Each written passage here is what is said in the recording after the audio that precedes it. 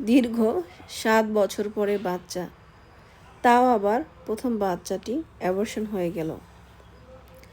স্ক্রিনে আপনারা যে ভিডিওটা দেখতে পাচ্ছেন এটি একটি 16 সপ্তাহের আল্ট্রাসোনোগ্রাম ভিডিও। এই মায়ের দীর্ঘ 7 বছর পরে তিনি কনসিভ করেছিলেন, কিন্তু বাচ্চাটি কনসিভ করার 2 মাসের ভিতরেই অ্যাবর্শন হয়ে গিয়েছে। প্রথম 3 মাসের মধ্যে যদি অ্যাবর্শন হয়ে যায় সেটাকে আমরা ফার্স্ট ট্রাইমেস্টার অ্যাবর্শন বলে থাকি। ফার্স্ট ট্রাইমেস্টারে অ্যাবর্শন হওয়ার জন্য অনেকগুলো কারণই থাকতে পারে। যাই হোক, সেটাতে না যেয়ে আসুন আমরা কিছু তথ্য জেনে নিই।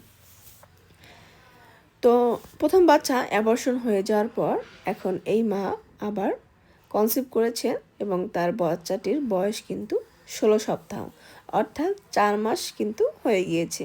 প্রথম বাচ্চাটি 2 মাসই অ্যাবর্শন হয়ে যায়, কিন্তু এই বাচ্চাটি আলহামদুলিল্লাহ ভালো আছে এবং তার প্রেগনেন্সির বয়স কিন্তু এখন 4 মাস।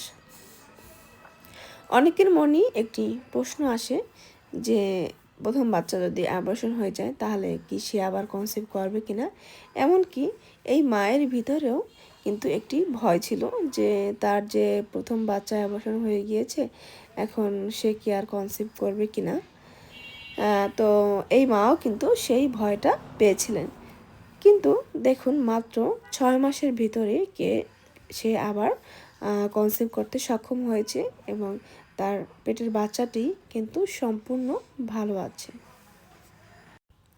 তো আপনাদের যাদের ক্ষেত্রে এরকম সমস্যা হয়েছে, অর্থাৎ আপনারা ভাবছেন যে আমার তো অ্যাবর্শন হয়ে গিয়েছে, এখন আমার পরবর্তীতে কি আবার কনসিভ করতে সমস্যা হবে কিনা, তাদের জন্য একটি মেসেজ আমি দিতে চাই যে আপনারা যদি এই বিষয়গুলো নিয়ে অতিরিক্ত দুশ্চিন্তা করেন, অতিরিক্ত স্ট্রেসে থাকেন, তাহলে এই অতিরিক্ত চিন্তা, অতিরিক্ত দুশ্চিন্তা বা স্ট্রেস যেটাই আমরা বলি না কেন, সেটা কিন্তু আপনার প্রেগনেন্সি হতে কিন্তু একটু ডিলে করে।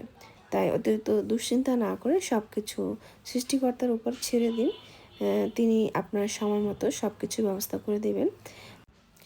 আমি বলতে চাই যে বাচ্চা এটা তো আপনার হাতে নেই, তাই না? এটা তো সম্পূর্ণই মহান আল্লাহ তাআলার হাতে। তাই আপনারা এটা নিয়ে দুশ্চিন্তা না করে রিল্যাক্স থাকুন এবং চেষ্টা করতে থাকুন। ইনশাআল্লাহ আপনারা অবশ্যই আপনাদের চেষ্টার ফল, ধৈর্যের ফল পেয়ে যাবেন।